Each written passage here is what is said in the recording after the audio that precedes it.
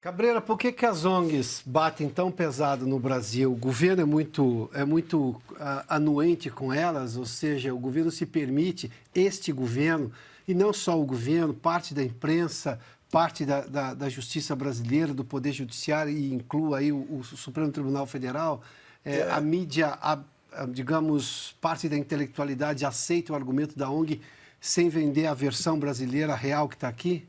Isso é um fake news, porque se você for pegar os dados... Devia estar no inquérito, né? Sim, claro. Agora, qual que é o grande problema disso que eu acho que o brasileiro ainda não soube diferenciar? Claro que tem muitas ONGs que são sérias, que estão preocupadas com o bem-estar, com a sociedade e assim por diante, mas a maioria dessas ONGs que atuam no agronegócio, elas são travestidas de ONGs, mas na realidade elas têm uma preocupação de protecionismo.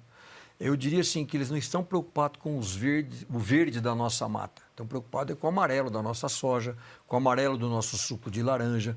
Veja, se você pegar naquela CPI das ONGs, por exemplo, talvez uma das maiores obras hoje da questão ambiental do planeta é a Ferrogrão.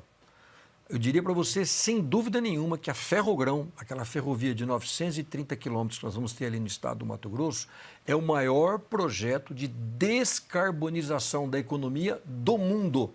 Nenhum outro país tem um projeto. Se você me perguntasse o que o Brasil deveria levar para a COP30 agora, em novembro, em Belém, deveria levar a Ferrogrão. Falou, olha, eu tenho esse projeto aqui, ó, eu vou reduzir em 77% as minhas emissões de CO2. Por quê? Porque eu já estou emitindo CO2 quando eu faço o transporte de 20 milhões de toneladas de soja e milho pela BR-163. Então, eu vou tirar esses caminhões da rodovia, eu vou jogar numa ferrovia e os dados do próprio governo federal, nós vamos deixar de emitir 77% de CO2 quando a Ferrogrão estiver trabalhando com a sua total capacidade. Agora, se você pegar, por exemplo, existem ONGs que são verdadeiros baluartes contra a Ferrogrão, e aí nessa CPI das ONGs no Congresso Nacional revelou que essas ONGs, por exemplo, 80% dos recursos delas vêm da Europa. Então eu paro e penso, o que uma ONG, onde 80% dos seus recursos vêm da Europa, para trabalhar contra uma obra de infraestrutura como a Ferrogrão, que ambientalmente é o maior projeto? Agora, veja que coisa interessante, não sei se você... Está parado no Supremo, isso é uma decisão do ministro Alexandre de Moraes. Sim, desde 2019. Mas, agora, veja que coisa interessante, não sei se você já tem esse dado. Mato Grosso, ele é o principal estado agrícola do Brasil. Você sabe quantos quilômetros de ferrovia o estado do Mato Grosso, o maior estado agrícola do Brasil, tem? 200 quilômetros de ferrovia. Se você pegar a França e se você pegar a Alemanha, esses dois países, eles cabem dentro do Mato Grosso. Eles têm basicamente a mesma área geográfica. Agora, sabe quantos quilômetros de ferrovia você tem na França e na Alemanha? 70 mil quilômetros de ferrovia. Então, nós temos 200 quilômetros, a Ferrogrão tem 930, quer dizer, nós vamos chegar aí a 1.100 quilômetros, que não é nada perto de dois países que têm a mesma área geográfica, que tem 70 mil quilômetros, e nós não podemos fazer essa ferrovia. E a França e a Alemanha são um dos dois maiores países contra. Agora, é claro, essa ferrovia ela vai dar um aumento no poder competitivo do agronegócio nacional incrível. Os estudos indicam em pelo menos 30%.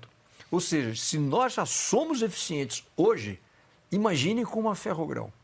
Agora, gosto sempre de repetir isso, Adalberto.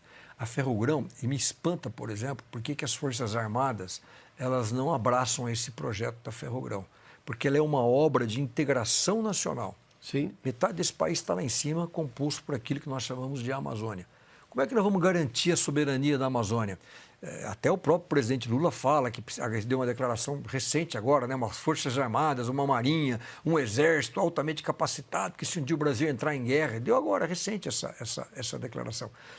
A Ferrogrão, se ela for construída, vai ser a principal obra de mobilização de tropas para que possam um dia defender a Amazônia. Como é que você vai mandar tropas para a Amazônia? Você sabia que, por exemplo, o aeroporto, eu estava falando de Roraima, o aeroporto de Roraima não permite aterrissagem de aviões de grande porte?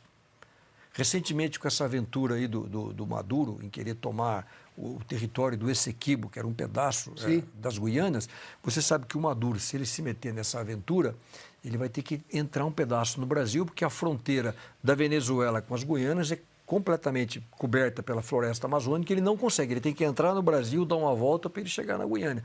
O Exército tentou se mobilizar com essa movimentação lunática dele, e aí descobriu que os equipamentos pesados não vão chegar lá. Aí teve que chegar de avião até Manaus, subir numa prancha rodoviária e rodar 900 quilômetros para chegar lá. Então, que mobilidade! Se você pegar a Transiberiana, a ferrovia Transiberiana, que tem 9.000 quilômetros de extensão, ela foi feita basicamente para possibilitar a mobilidade do exército imperial russo, quer dizer, preocupado com a soberania do território. Então, tem tantos outros fatores que a Ferrogrão deveria ser uma obra de integração nacional, né? Uma obra de garantir a nossa soberania, e a gente não consegue avançar com isso.